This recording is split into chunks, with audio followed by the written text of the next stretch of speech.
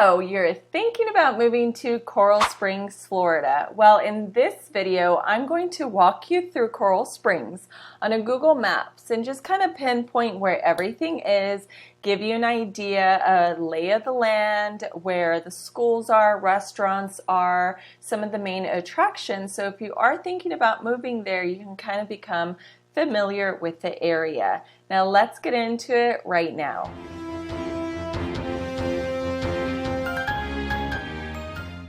If this is your first time to the channel, my name is Adela Philipson.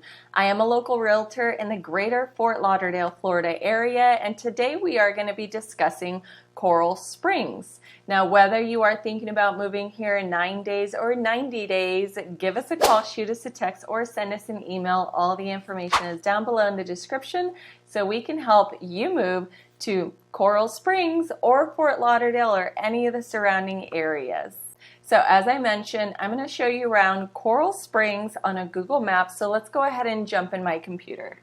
Just putting on my glasses here because I do need them for electronics. I'm getting older, what can I say? So here is Coral Springs. It's about 24 square miles, and in relation to Fort Lauderdale, here's Fort Lauderdale. Fort Lauderdale kind of comes around like this, roughly, not making the best demonstration, but just to give you an idea of relation to where it's located. So Coral Springs is right up against the Everglades. So see all this greenery here? That's the Everglades. Are there alligators there? Absolutely. Are there wildcats? Probably, yes. But this is technically where Coral Springs is located. Now, Broward County is divided this way, so south is for Broward, and then north over here is Palm Beach County. So for Broward County, it is closer to the north west corner of Broward County. And if you were to be living in Fort Lauderdale, you would be looking at about 30 to 40 minutes depending on traffic. Since you are out here in the west of Coral Springs, there isn't a lot to do nearby. There are, plenty of things to do within Coral Springs, but let's say, for example, you wanted to head over to the beach, you would be looking at about a half hour to get there. Similar to Fort Lauderdale, 30 minutes without traffic. If you want to go even to Davie, for example, another 30 minutes. Even if you wanted to go to Boca, like the downtown area, Meisner Park area, that would also be 30 minutes. So again, here is Coral Springs. If you wanted to go to the beach, you're primarily going to be looking at Pompano Beach or Deerfield Beach. If you take a look, here is Lighthouse Point, but they don't really have like a beach. It's primarily Hillsborough Beach, but even then it's more private. So if you really want to go to a nice public beach, I'd recommend Deerfield or Pompano. Now, if you do live in Coral Springs, believe it or not, the Florida Panthers ice den is located here in Coral Springs. So the Panthers play there, but they actually play in the arena over here in Sunrise. So if you are a fan and you live in Coral Springs, it is super easy to get there. They also have the Sawgrass Mills Mall outlets right here in this area, as well as Costco. And if you are in Coral Springs again and you're driving down the Sawgrass Expressway and you want to get to even IKEA's here, Costco's here. There is a Costco actually in Coral Springs as well, but just to kind of get around, it's very easy to do that off of the Sawgrass Expressway. So again, here is the Florida Panthers ice den right there on the edge of Coral Springs. There's the Costco that I had mentioned. Here is the Sawgrass Expressway. This is actually University Drive. I would say it's kind of the heart of the city. It's basically where they have like their downtown, a lot of commercial places. This canal right here, Stranahan River, is the borderline between Tamarack and Coral Springs. So this is the south part. These are all homes, all of this, you know, very picture perfect, beautiful, nice neighborhoods. And then you have the parks kind of, you know, throughout Coral Springs. So here's Cypress Park, just multiple fields within that park. Here's tennis courts, the lakes, animals.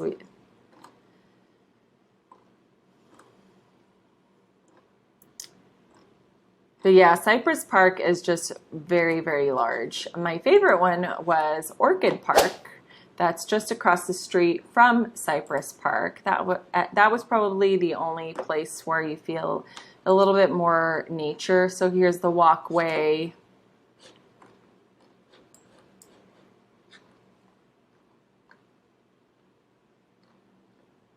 There's a trail, so you kind of like park and then walk over this bridge over the water into the actual Orchid Park.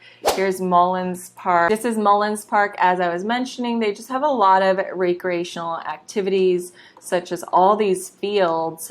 They do have the playground, but it's primarily like soccer field, baseball field, football field. It's just a lot of fields. You can even see, for example, here is Eagle Trace Country Club. This is Coral Springs Country Club. They also have more parks spread out on the northern side. So, for example, they have Betty Stradling Park right here, which I think is the best, and maybe some of you may disagree with me, but I think Betty Stradling Park is the best park in Coral Springs, only because they have more variety, I think. Between the volleyball, beach volleyball, I should say, the skate park, the playground, the splash pad, the tennis court, the basketball court, the soccer field, the baseball field. See, here's that playground, the park, the skate park. They have baseball, beach volleyball. There's the baseball fields. It's just more fun, more entertaining, more family. I do actually show you around all of Coral Springs. I'm there live in person. You kind of get to see how everything really looks. And that's in my blog. I'll go ahead and post it right here. So if you want to go check that video out later. My University Drive, since it runs down the heart of Coral Springs, it really offers a lot of shops. I mean, this is where almost everything is located. This is where you can find a lot of stores, a lot of plazas, shopping centers. More importantly, not just for the locals, but people who live in the other towns, whether it's Davie, Sunrise, Tamarack, Plantation, everyone loves to come to this area.